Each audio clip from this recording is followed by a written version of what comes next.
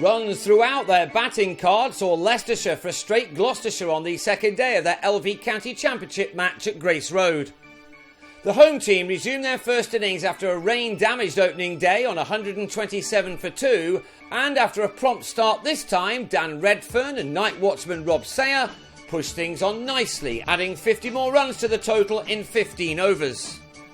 Redfern, who began the day on 29, was out one short of his 50 as he loosely drove David Payne to Peter Hanscom in the covers, meaning that the first three partnership of this innings had all realised 59 runs. The next one didn't, as Hamish Marshall was brought on to trap Sayer in front with his third delivery, the batsman departing for a career best 34 at 197 for 4. On the same score, Mark Cosgrove edged a drive off Payne to Will Tavares to go for 12, and after the addition of only 4 more runs, Niall O'Brien gave the same bowler his third wicket of the day with a thin edge behind. From 177 for 2, Leicestershire now found themselves on 201 for 6, but Wayne White then stopped the immediate rot in partnership with Adil Ali, these two taking the total up to 229 for 6 by the time that we got to lunch, which was prolonged because of a rain shower, White dominating the scoring in the now important partnership. Indeed, White had made 38 of a stand of 56 when he was undone by a nip-backer from Liam Norwell, Gareth Roderick completing the dismissal behind the stumps. That wicket came just after the second new ball had been claimed, and Gloucestershire would have been hoping that the shiny cherry would have caused a few problems now for the Leicestershire lower order. Instead, Clint Mackay played some attractive strokes, while Ali once again proved to one and all that he has the right temperament and technique to do well as a professional cricketer. These two added 57 runs for the 8th wicket, bringing up the 300 in the process, only for Mackay to fall for a runnable 29 when he gave Norwell his 4th wicket of the innings with an edge to Chris Dent. Leicestershire had decided to go into this game with a strong batting lineup, decent performers with the bat going all the way down to number 11, and it was a policy which paid off. Ben Rain and Ali took their side to tee and beyond to ensure that this was one of their county's better performances with the Willow in recent times. Ali has made a very encouraging start to his career. This was just his 8th first-class innings, and this was the moment he reached his maiden half-century off his 101st delivery, getting there with his 5th 4.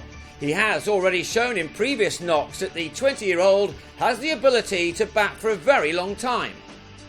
He next had his side past 350 in time to earn a 4th batting bonus point, something which has not happened too many times over the last couple of seasons.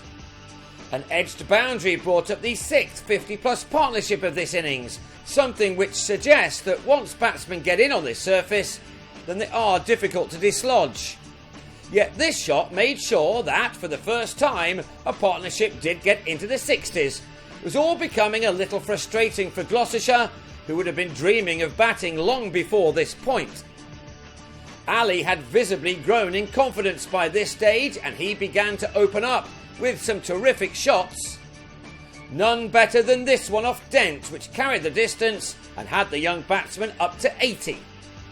Marshall then returned to the attack to get rid of Ali on that score. A big shot this time, not working out as the batsman was out with a total on 399 for 9, the stand ending on 85.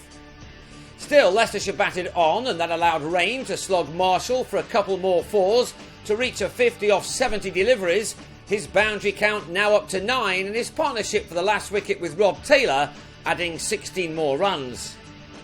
At last the innings was ended after 119 overs, as next ball Rain tried to go big again but picked out Hanscom in the deep. Leicestershire were all out for 415, Marshall with 3 rare wickets in his long career. How the home team would have loved to complete a good day for them by picking up a couple of quick wickets before the close, which arrived after 6.5 overs because of the light, but instead Tavares and Dent safely got through until the close. They'd knocked off 22 runs where the day was ended, and that means that Gloucestershire will enter the second half of this match 393 runs behind their hosts.